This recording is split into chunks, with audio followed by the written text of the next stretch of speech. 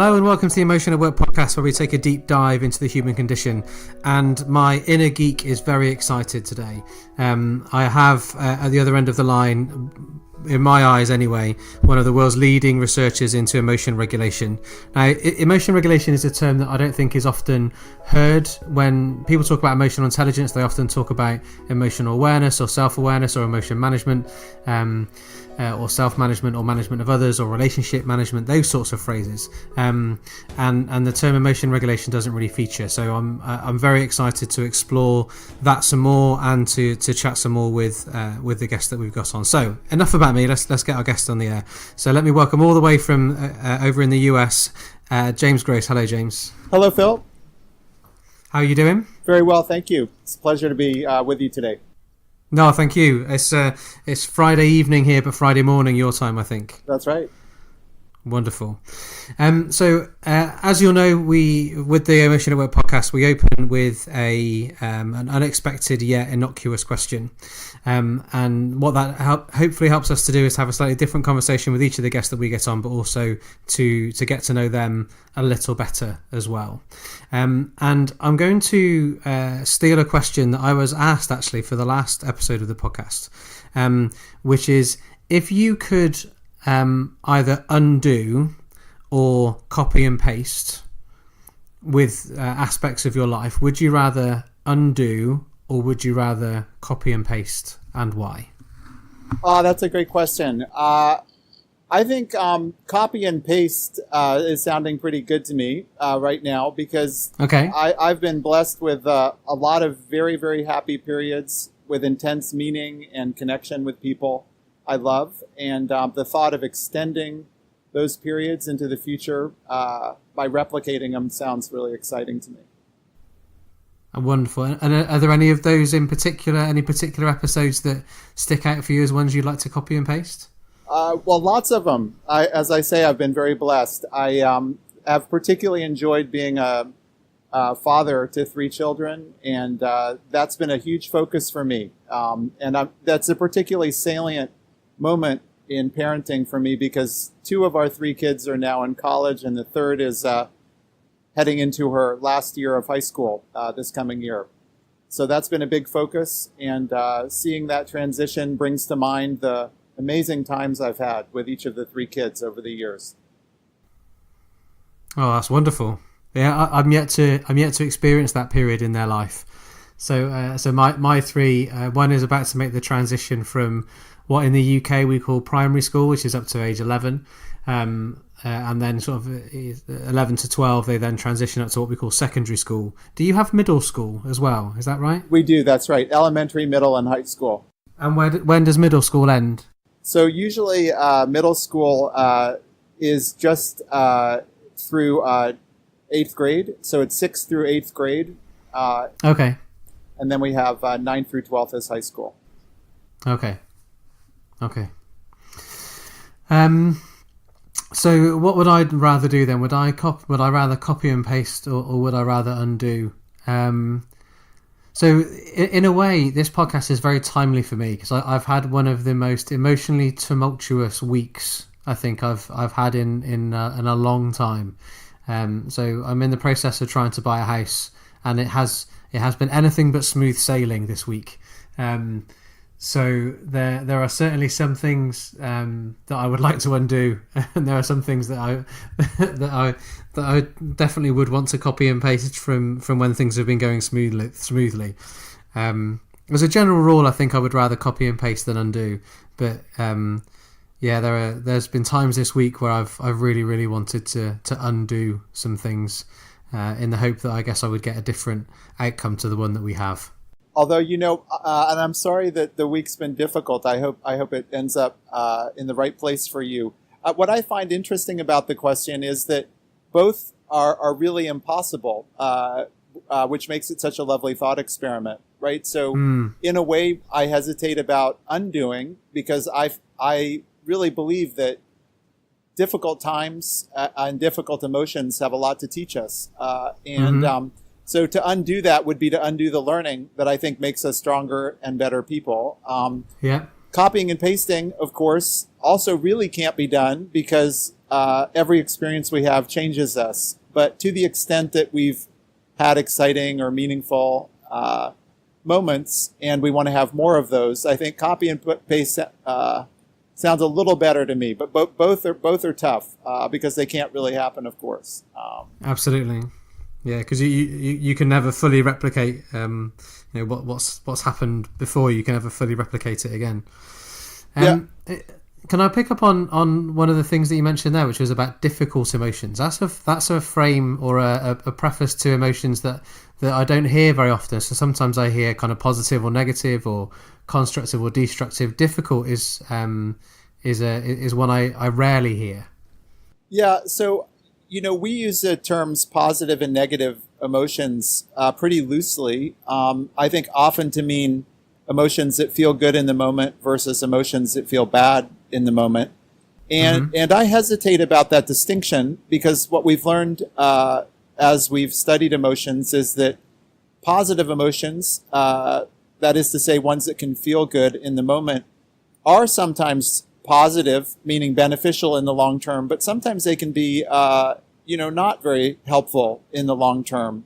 And similarly, so-called negative emotions, called that because they don't feel good in the moment, can actually have very salutary effects, even though they don't feel very good in the moment. So I prefer to, when possible, stay away from the terms positive and negative emotions because of the confusion those terms engender. And for me, I think difficult emotions provides, as you say, a slightly different frame. That is to say, that there are some emotions that we find challenging and that lead us to question whether they're helpful.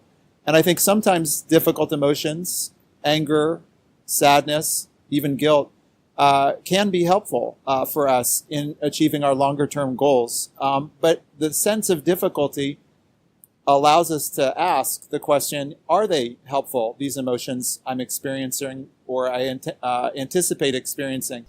And I think that question is a very important one because it allows us, when necessary, to employ resources to change or alter those emotions.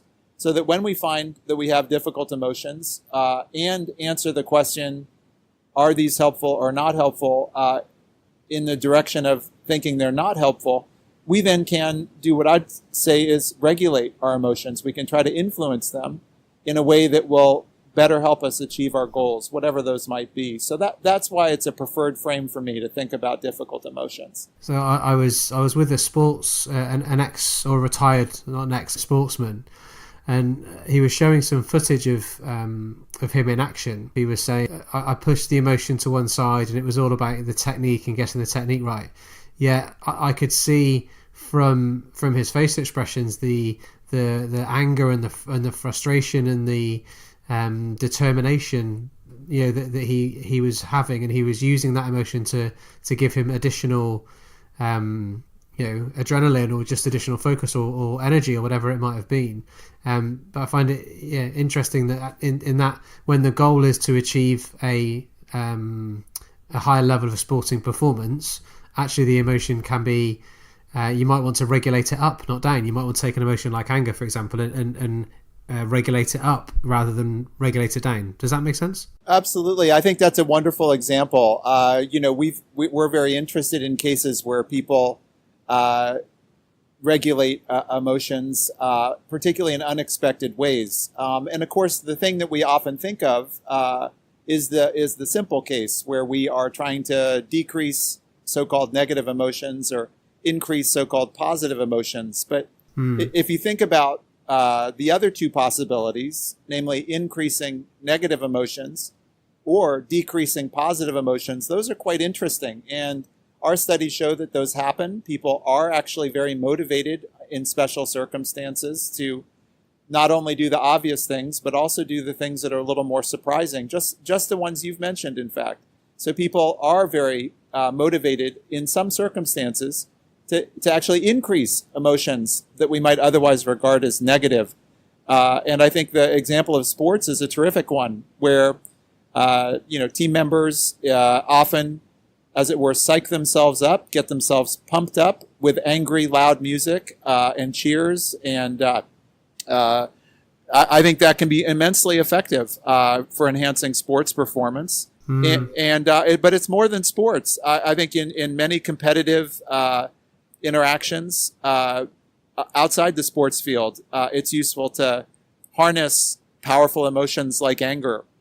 So, for example, if one finds oneself in a political context where one feels things aren't going the right direction, and one starts to feel a powerful sense of anger over perceived injustice, that can be very motivating and can sustain action that's very much in accord with one's longer-term goals and values. So, no, I agree completely. And I think what's interesting about this, Phil, is that I think there's often a cultural narrative, and we're quite conflicted, in fact, in that narrative about the proper place of emotion. And I think, this goes back thousands of years to competing traditions within the larger Western conversation about whether emotions should be silenced, that is to say, the best state is a non-emotional state, or whether emotions are the kinds of things that we should master and modify and use and harness.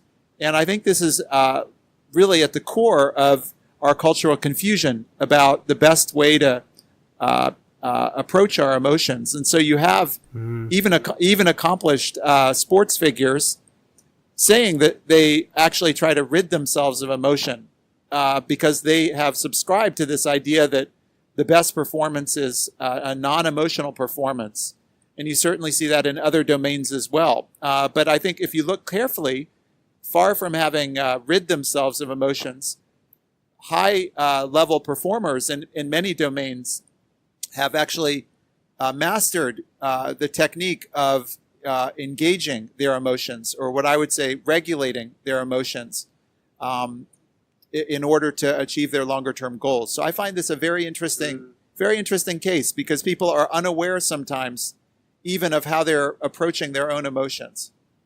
And I think in the workplace especially, I mean, I can't comment from that an informed standpoint for the US, but in the UK in particular, the general narrative would be emotionless or minimal emotion is the most effective way, or the most likely to get you success in what you do.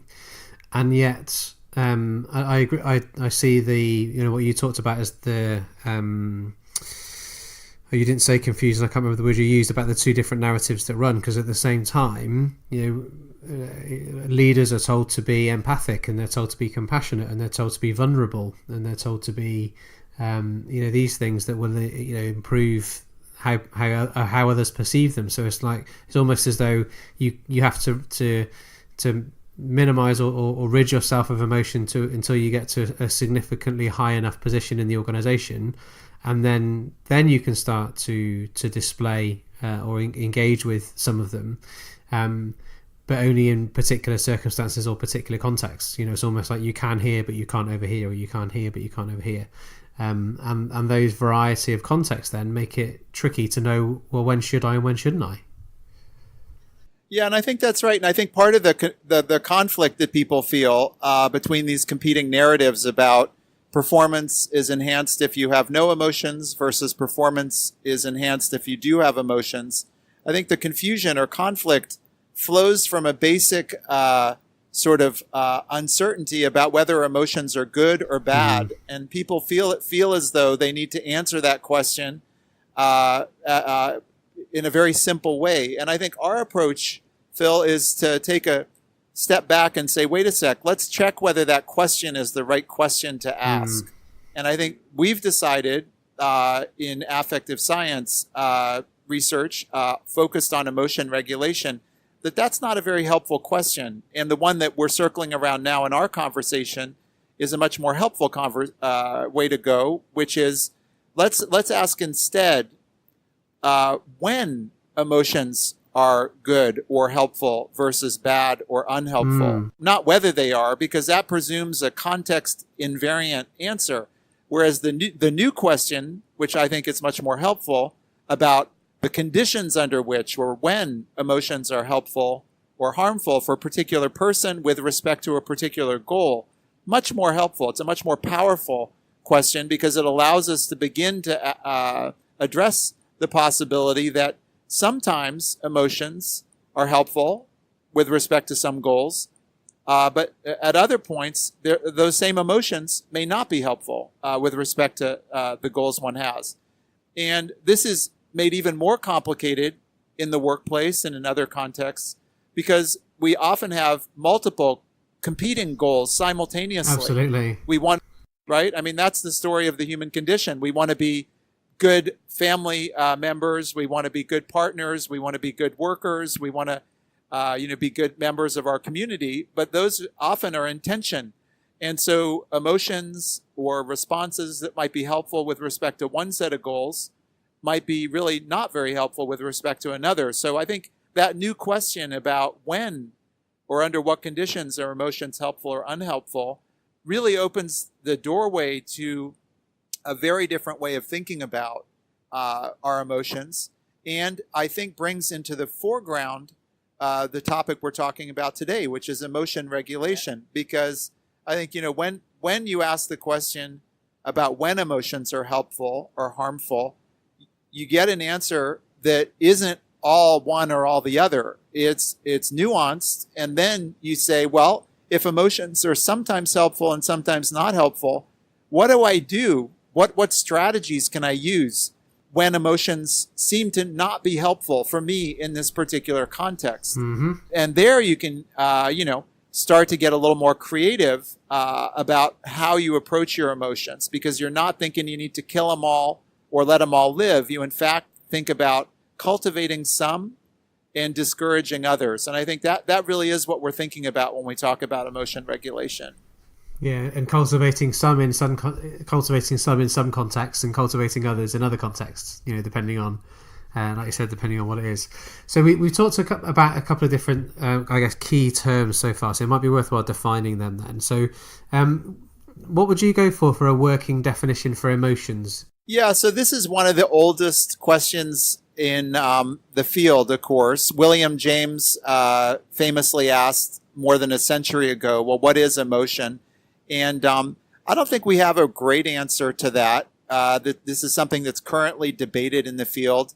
I would say an emotion is sort of a multi-part response to situations that we perceive as being important and relevant to our goals. And when I say a multi-part response, that's just a fancy way of saying that response has a behavioral component, so we're more likely to do some things than others in that situation. Mm-hmm. It also has an experiential component. In other words, it feels like something to be in an emotional state. And there's also a physiological component to the response, so that our bodies respond in particular ways. Okay. So it's got those different aspects and different components then. Okay, that makes sense. Yeah, so we're talking about, the labels we give these, sort of multi-part responses to situations that we see as important to us. We give them labels like fear and anger and sadness and so forth. And these, and the debates, in the field have been around, how tightly coupled are these different aspects? So do I always feel something when I'm in an emotional state? Or could I have an emotion and not really in the moment be aware of it?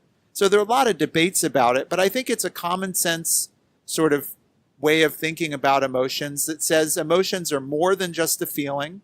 So it's the feeling plus the behavioral response, plus the physiological changes, the heart rate changes, the sweating in your palms, the respiratory changes. That whole package is what we kind of mean by emotions. So that's our starting point, I think, for most people today. And there are a lot of debates. Are they universal? Does everyone everywhere have exactly the same emotions? I think the answer is no. Are there some important similarities? I think the answer is yes. How does the brain generate these emotions? Huge debates about the brain bases of fear and anger and sadness. But I think if you ask people in the field or even outside the field, kind of what's the basic common sense definition of emotion, they'd say something like what I said.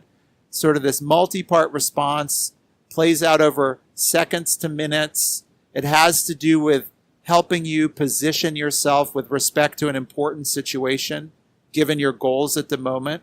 And sometimes that positioning is helpful for you, given your goals. And sometimes the way you respond in an emotion is not helpful. And that brings us back to this whole issue of, well, what would you do? How do you regulate this so-called emotion if it turns out that it's not really being helpful to you? Your anger, your physiology, your behavioral response where you really feel like hitting somebody, that may not at all be in line with your goals to be a good parent to a young child who's really frustrating you.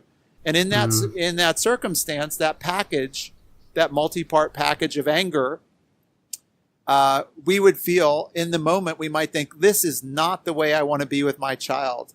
And so at that moment, we would decide this package of anger is not what I want. It's not helpful given my goals. And so I'm going to try to do something about it. And that's what brings us to emotion regulation. So I was talking with somebody recently about having you as a guest on the podcast.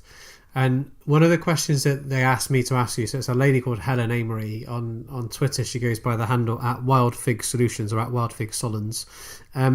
But she was inquiring about emotion experience, and as in the so you talked about the three different components, and one of those was the experiential bit, how it feels, and how there can be individual differences between how intense an emotion may feel, how intense that experience might be, or how long that experience might go for. So if you and I went through the same experience, we could went through the same events, we could experience either different emotions, or we could experience maybe the same emotion but experience it very differently.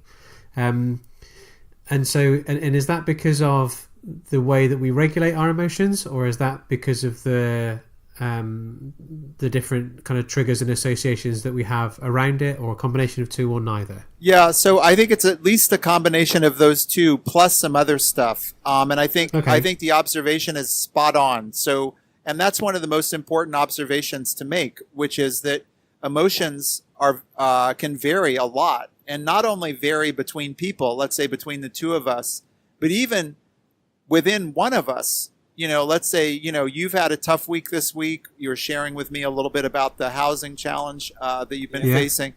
And I would say that, if you had a problem, one of your tires blew on you on the motorway, and you had to pull to the side of the road and fix your tire, that might elicit a very different response this week than it would a month from now or a month ago, when you didn't have as much stress in your week and some of the upsets that you shared with me.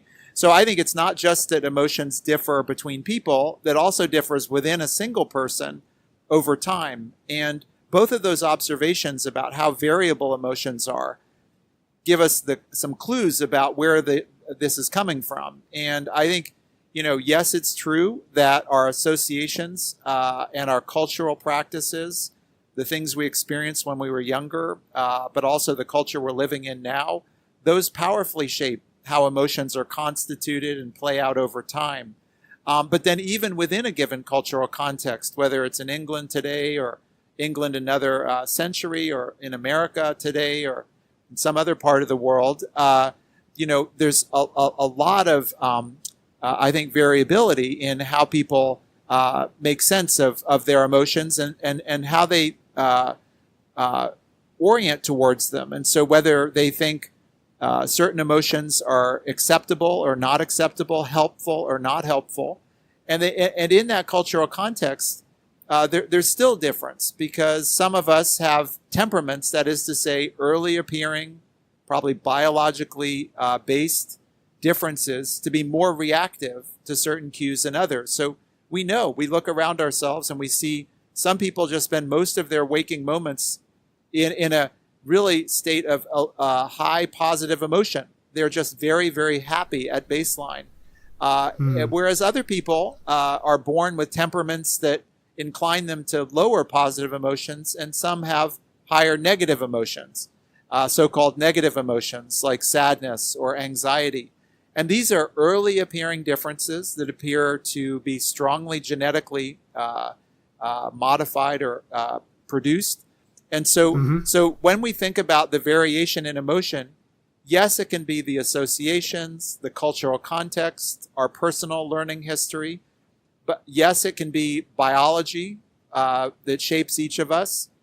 And also, that's just on the emotion generation side. That's what emotions we're likely to have.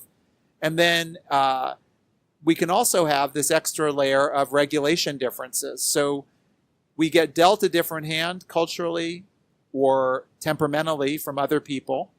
And then what's so important, I think, about emotion regulation is that you can then take whatever hand you've been dealt and play it the best way you possibly can, right? So we get dealt different hands temperamentally, culturally, whatever. But then the question is not, can we go back and change our genes? We don't know how to do that yet in a way that would make a difference emotionally. And so what I think is important is, well, where can you change things? And it's not the emotions you're likely to have, it's what you can do with your emotions and how you can learn to skillfully manage or enhance your emotions. And what's crucial is, I think, for people to understand that this is not a program of taking away all emotions. Not at all. Emotion regulation is about having the choice or the capacity or the skills to be able to make really smart, helpful decisions about which emotions to cultivate and which to diminish in a particular context. So that's how I'd answer the question about variability across people and a within person over time. Yeah, okay.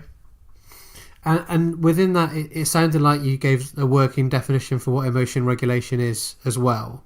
Is there anything that you would add to that? Yeah, so I think, emotions, as we've discussed, are these multi-componential or multi-part responses that play out over time. And emotion regulation, simply put, is just activating a goal to try to modify one or more aspects of emotion.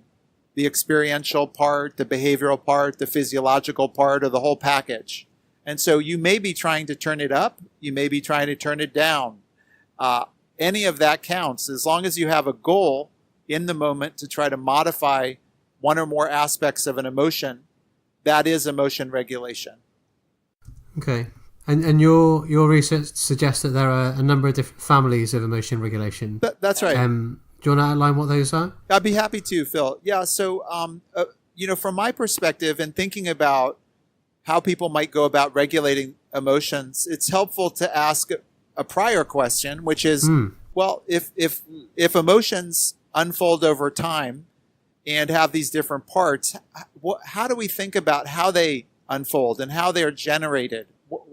And let's do this in a really simple way. And so we found it helpful to think, well, there's some situational features or some aspects of a situation that we tend to rather than other aspects of that situation. Okay. And then once we've attended to those aspects of the situation, we then think about them in particular ways. And it's this combination of being in the right kind of situation, attending to it, and then thinking about those aspects of the situation that we're attending to that leads to this multi-componential response.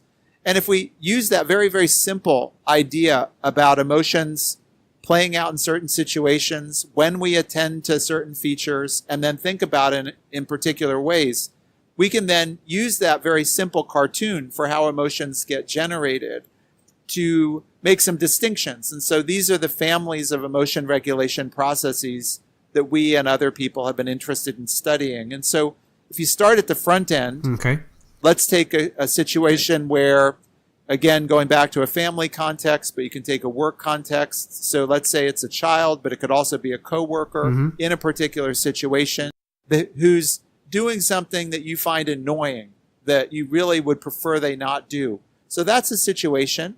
And you notice your child, using horrible table manners. You notice your coworker playing music without earbuds in a way that's obviously going to distract you and other people around him or her. And that's a situation. You then attend to it. You pay attention to it. Now, if you were totally distracted and you didn't even notice your child's bad behavior or your coworker's inconsiderate behavior, you wouldn't have an emotional response because you wouldn't even attend to it. But if you do attend to it, you then might have the beginnings of an emotional response. But what's crucial is it's not just the situation and your attention to it, it's how you think about it.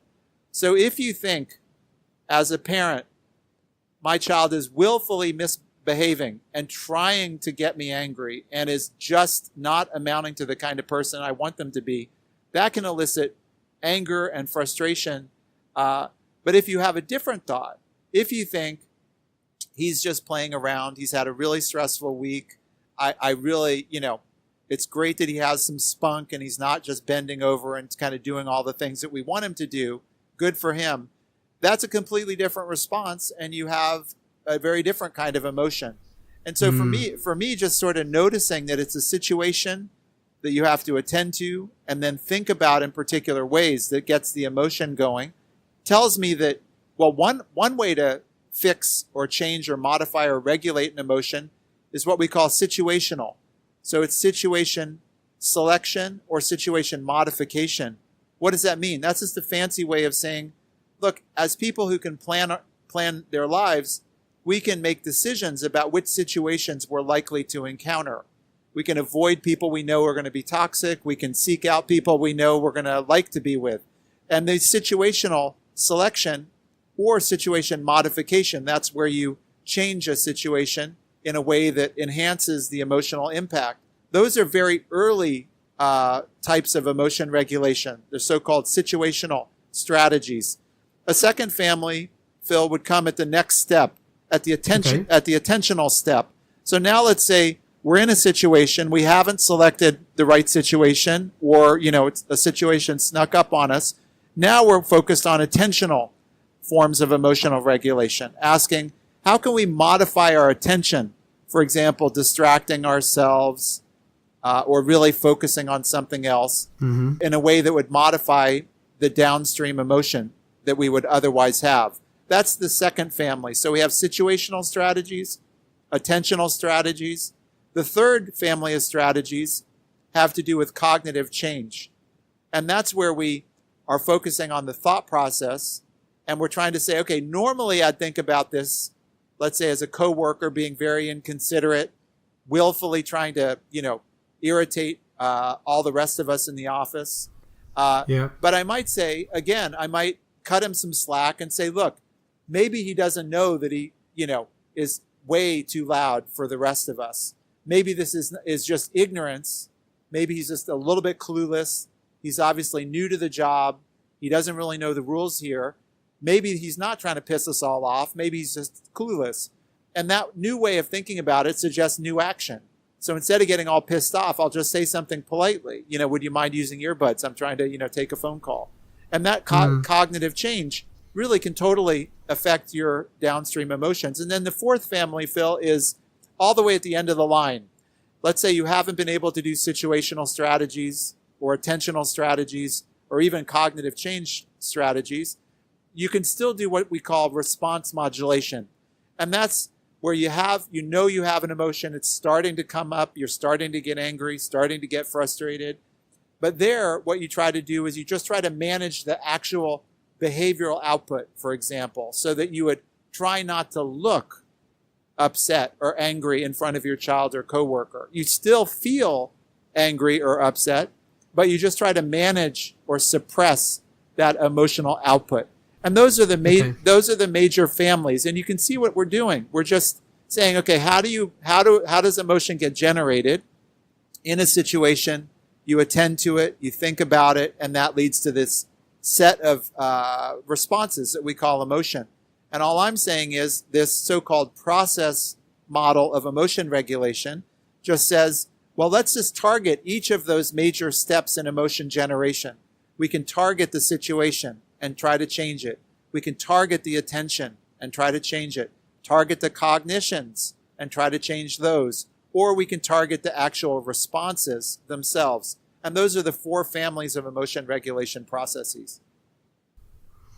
And I guess, I I guess I'm wondering, can, as well as that, an individual having agency to do those things, I'm wondering, can other people use those same strategies in an attempt to help? So, for example, when I think about when you talked about the attention one, in terms of where we focus our attention. So, I've been involved in a number of meetings in my working life where, and I guess partly working within human resources, you're often involved in things like redundancies and reorganisations, or when breaking of bad news and so on. And I can remember in particular a couple of meetings where different members of the respective teams that I was in got very upset, either in terms of anger and frustration was one example, and sadness was another. And the most senior person in the room in both of those examples decided to ignore what was happening.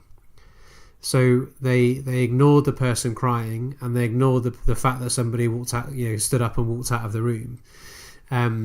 So rather than, whether that was a strategy to try and help them regulate their own emotion, and therefore it just also became a strategy that everyone else had to adopt, or everyone adopted in a complicit way, or whether that was their attempt to help the individuals that had the respective flooding out, whether it be the flooding out through sadness or flooding out through anger. So yeah, can other people kind of choose the family of regulation strategy as well? Yeah, that's a lovely point. So you're making, I think, two different points, and let me pull those apart, because I think both of them are really important. So the first point I think you're leading with, which is, look, I've been talking about this as though it has to be, let's say, James regulating James's emotions, or Phil regulating Phil's emotions, and that often happens. That's what we call intrinsic emotion regulation. So that's the person trying to regulate his or her own emotions.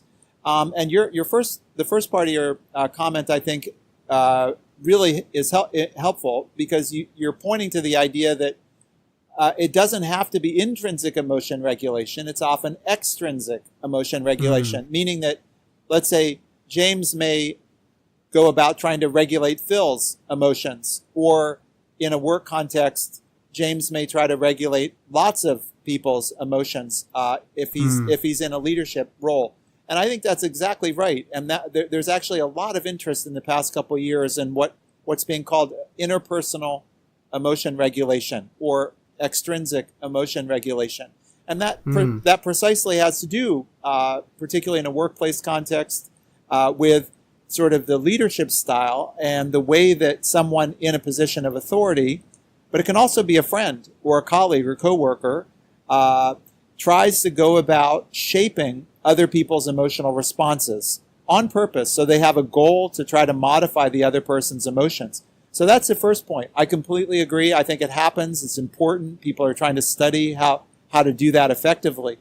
But that brings me to the second point, which is, I think, a really important one as well, which is whether we're talking about intrinsic regulation or extrinsic regulation. So James regulating James's emotions, or James regulating Phil's emotions. There's nothing that says that when I try to do that, I'm going to do it in a very sophisticated way, or that I'm going to be successful. So the examples you've given me about prior work contexts, I'm not sure, because I don't have the details, but those don't immediately strike me as being necessarily the wisest forms of extrinsic regulation, right? So there's no guarantee that when someone goes about trying to regulate either his or her own emotions or somebody else's, that they're going to do it in a very sophisticated or helpful way. They can actually make things worse, so that far from emotion regulation being a one-size-fits-all kind of solution to all problems, it's just a way of talking about strategies that can either work or not work. And we found in our studies that there are some strategies that in general seem to be much more effective than other strategies. And the challenge is that many people, just have no way of knowing what strategies are helpful, what the strategies even are, because there's no rule book that says, as we come up through elementary school or middle school or high school, here's what emotions are, and here's how to regulate them successfully. Most of us do this by trial and error, or we're looking at other people for models. And sometimes we don't have successful experiences or very good models. And so we're really excited about finding venues for helping people understand what the options are, how to think about the problem. And that's because we subscribe to a very simple idea, which is if you are able to articulate and define a problem clearly, it's much more likely you're going to be able to successfully address that problem than if it's a big mess and you have no idea how to conceptualize it. There, you're just likely to get stuck and flail around and do things that are unhelpful. So that's sort of the project as we study emotion regulation and emotion, try to think, well, what are the strategies that could be used and what might be the most helpful ways to approach emotions when they're not working the way you want them to. And can I pick up on one thing you said in that there, which was your research is finding, or your research findings are that some strategies are more successful than others. Could you elaborate on that just a little bit for me? Of those different ones then, because you talked about the situational ones, so situational selection or situation modification. You talked about the attentional ones. Then you talked about the cognitive ones, and then finally with the at the end of the line, I guess, one of the best phrase, the modulation ones. So what have your findings been then on the different strategies and their effectiveness? Yeah, thanks, Phil. So I think the punchline here is that not just my lab, but now hundreds of labs around the world have been exploring this issue because emotions are so important to our lives. We really want to know how to make the most of them. And people have been really excited. And I think you know this, but just to kind of share this with your listeners, there are now, literally every year, tens of thousands of papers on emotion regulation, trying to understand these processes. So it's been a really, really exciting period in the past couple of decades as people have really dug in and tried to figure out some of these questions that we're addressing today. I think my starting point was a very simple idea. So in this process model of emotion regulation that we just talked about with these 4 basic strategies, my thought was a simple one, which was if you can catch something early on so that you can, at the very beginning, where you're deciding what situation to get exposed to or how to modify a situation, that seemed to me like a higher leverage position to be in than all the way at the end of the cycle, these response modulation strategies. So we made the prediction, very simple prediction, that the earlier you go in general in this so-called process model, the more effective the strategies would be. And so to start out our research now several decades ago, what we did is we compared the cognitive strategies with the response modulation strategies. And in particular, what we did is we looked at one form of cognitive change, which we call reappraisal. And I'll explain what I mean by that in just a second. And we contrasted reappraisal with one form of response modulation, which we called expressive suppression. And so we wanted to take two specific strategies that we knew people used in real life. The reappraisal is where you try to think differently about, in the example I gave a moment ago, your kid's misbehavior at the dinner table, or your colleague's thoughtless playing loud music or talking in a loud way at the next cubicle over. And reappraisal just is, can I change the way I would naturally think about this in a way that would make me feel better? So that's reappraisal. And it's cognitive change because it involves changing the cognitions that are the engine for making you feel a certain emotion. And we contrasted reappraisal, this type of cognitive change, with expressive suppression, which is a type of response modulation. And that's where you just try to not show what you're feeling, so that someone who's watching you might not know you're feeling anything at all. And so what we did, Phil, in these early studies is that we brought our participants into the laboratory and we then elicited emotion. We made them emotional by showing them short film clips that we had in other studies pre-tested to make sure that they generally make people emotional. Okay. And so we showed them some short film clips and we randomly assigned participants either to just watch the films. That was our control condition. So they just did whatever they wanted, just responded naturally. Or we randomly assigned our participants to try to reappraise or to think differently in a way that would make them feel calmer. That was our reappraisal condition. Or we randomly assigned them to expressive suppression.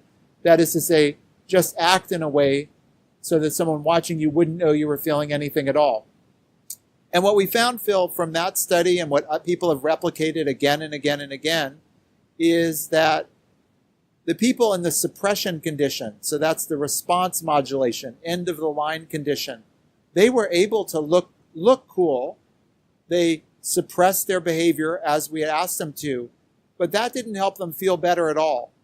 Inside, their experience was just as intense as it would have been if they didn't suppress at all. So it didn't help them feel cool. And physiologically, and this is the key point, they had not just the same response as if they weren't regulating, they had a substantially increased physiological response. So that effort associated with suppression made them look cool, did not make them feel cool, and did actually increase their blood pressure and other aspects of their cardiovascular response compared to either of the other two groups. So suppression, we're not saying you should never suppress, but suppression is pretty costly, so you got to use it strategically. Now let's compare that to reappraisal. Reappraisal, which is this type of cognitive change, there people were also able to engage this strategy, but there they not only looked cool, so when we coded the videotape records, we found that they showed less behavior than the people in the watch condition. They also reported feeling better. So unlike the suppression condition, where they looked cool and didn't feel any better at all, these people who were reappraising looked cool and felt cool. And in a number of studies, now we've started to do brain imaging studies using functional magnetic resonance imaging. What we find is that people in a reappraisal condition, there are now more than 100 neuroimaging studies, particularly focused on reappraisal. We find that the way that people are able to look cool and feel cool is that they're turning down, using prefrontal cortical regions to turn down the activity in these emotion generative regions of the brain. So it's a very deep process. If you really rethink what you're experiencing, that can really, really have a powerful emotional impact. And so this has led people, I think, to be quite excited about the possibility that different strategies could have very different consequences. And now people have done what's called meta-analyses. And that's just the idea that you, instead of doing one study at a time, if there have been enough studies, you can actually take all those studies and gather them together and ask, if you look across all of the studies that have been done, let's say on the effects of suppression or reappraisal, across all of the studies, what do we find? And the findings that I've just described from our early studies from 2 decades ago seem to be very, very consistent with dozens and dozens of other studies that have been done. Now, Phil, I want to be clear that even though that study and now dozens and dozens of other studies suggest that reappraisal may be more powerful than suppression, that doesn't mean reappraisal always works or is always helpful. So just like we asked the question about whether emotions, not whether emotions are always helpful or harmful, but under what conditions or when are they helpful or harmful, same thing here. So we need to ask the question, under what conditions are these forms of regulation helpful or harmful? And so what we're finding is a nuanced picture, which is that in general, reappraisal and other strategies that come earlier in emotion generation are better than the response modulation. But that doesn't mean we always can use reappraisal. If we're in a situation that's brand new, that's overwhelming emotionally, we're not going to be able to rethink it. And so people just have to go to something else, let's say to an attentional strategy. So, Phil, that's a quick summary of some of our core findings. And I think the punchline here that's really important to me is that there are different strategies. There are very different ways to regulate our emotions. and that some of them are going to be more effective for some people in some circumstances than others. So the smarter we can be about emotion regulation and its appropriate application, the more helpful we can be, not just to ourselves, but as you pointed out, to other people as we try to help them with their emotions as well. That's a wonderful way to sum it up. 'Cause there's a few things that you've really got me thinking in response to that around. Which one do I pick? So I guess that it could be that. I guess you got me thinking, do I have a go-to? Is there a go-to family or a go-to family of strategies that I've got? And I don't know the answer to that question. So that's one. It's something you got me thinking about, which I'm going to think about some more. Where do I tend to play, or where are there any patterns in where I play? I guess maybe that's a better phrase to look at it. Are there any patterns in the different family of strategy that I go for? So if people wanted to know more, whether that be to read more or to watch more around either your work or the work of your peers, where would be a good place to start? James, where should people go to find out more if they wanted to find out more? Yeah, so for someone who has an appetite for academic papers, which not everyone does because they kind of go on and get into all sorts of unhelpful detail, but for those listeners who are interested in that kind of detail, all they need to do is to Google my name, so James Gross, and they'll see my Stanford Psychophysiology Lab come up. And on our website, we have all of the papers we've ever published. So we have 400 or so papers from our group. So that's for the people who really like that kind of detail. And I think, in that list, and you and I can email about this, and maybe I can send you a very accessible set, a couple papers if people wanted to kind of get a quick overview. Okay, yeah, that'd be lovely. I'd be happy to do that as well. But that's probably the best place to go for now. Okay, and in any books? So that was for the academic. Those that like the journals. And any books or videos or anything like that you would point people in the direction of? Yeah, this is a complicated space. I think you're wanting a short answer, which I'd love to be able to give you. I don't unfortunately have a book myself that's broadly accessible. Most of the work that my group has done has been in the more academically inclined. I think a conversation like this gets me excited, thinking about the ways that maybe we could better sort of lay out this material for people who don't have the time or inclination to dive into sort of all of the details of academic work. But for now, I'm afraid, we've just mostly got different kinds of academic papers. I've probably on the web got some, talks that are sort of out there floating around if people Google me. But there's not one, unfortunately, there's not one go-to source for kind of understanding this space. Sadly not. No, that's okay.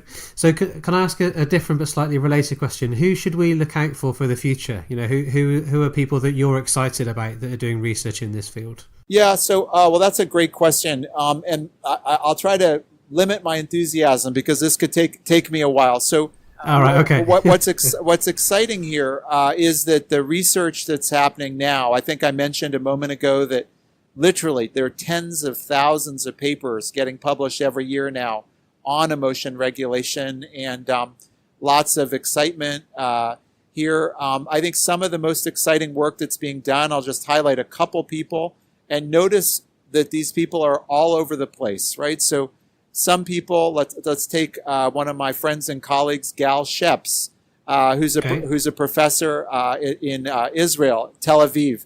And Gal Sheppes and his students are hard at work trying to understand how people make decisions about what forms of regulation they should use, right? So that's a very important question because what you and I've been talking about is, are there different strategies, and do different strategies have different consequences? And the answer is yes, there are different strategies, and yes, they have different consequences. So the next question obviously is, well, how are people making decisions?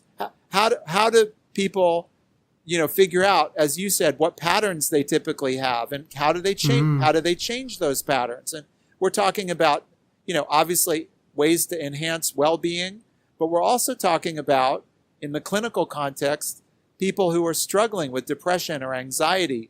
And of course, many therapies are in part designed to help people be more successful and skillful in regulating. So Gal Sheppes and his team are using biological and behavioral measures to try to understand the choice process. So how people are actually going about choosing which strategies to use, and how conscious is this, and can we affect these processes. So those are some of the, I think, exciting findings out of Gal Sheppes' work in Israel. But there are people working literally all over the globe on this set of questions. And so I think, we're going to be looking for better and better answers to how we can be more sophisticated managers of our own emotions and those of people around us. There's also really exciting work as we think about Angela Duckworth, for example, who's a friend and colleague, professor at University of Pennsylvania. Very exciting work thinking about how can we take what we know about emotion regulation and apply it in a school context.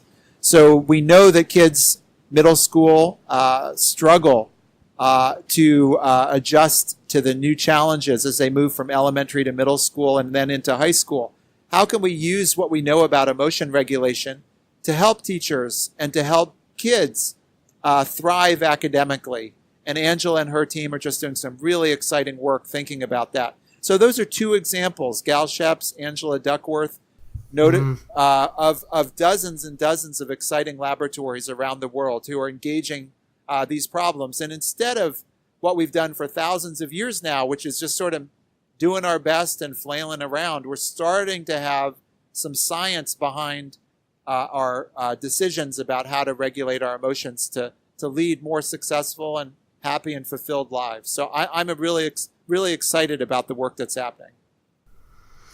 It is really exciting, and I'm really interested in Angela Duckworth's work, and also because she's teaming up, I think, with Carol Dweck as well, to try and bring kind of grit and growth mindset together into one. I'm sure Angela Duckworth was also involved in a really big longitudinal study as well, but I can't remember what that's called. I'll have to find. I'll dig that one out and put it in the show notes.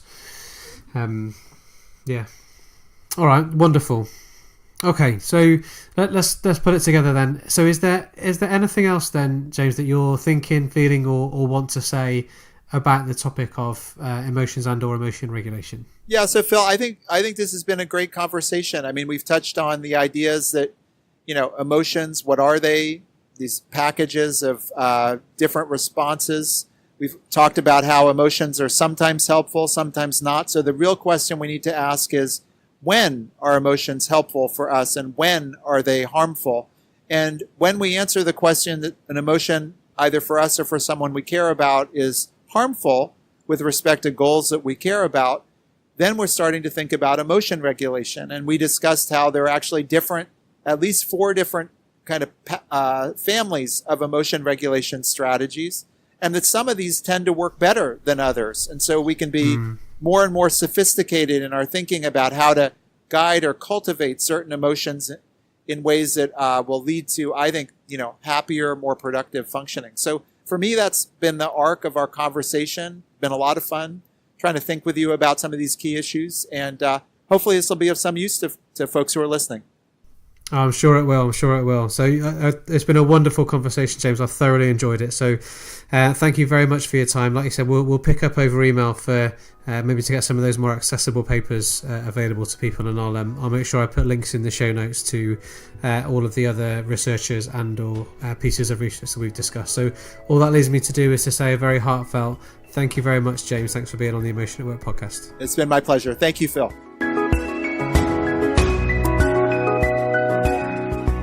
You've been listening to the Emotion at Work podcast, written, recorded and presented by Phil Wilcox, edited together by Simon Leverton. You can find more information at emotionatwork.co.uk or follow us on Twitter at @PhilWilcox. Thanks for listening.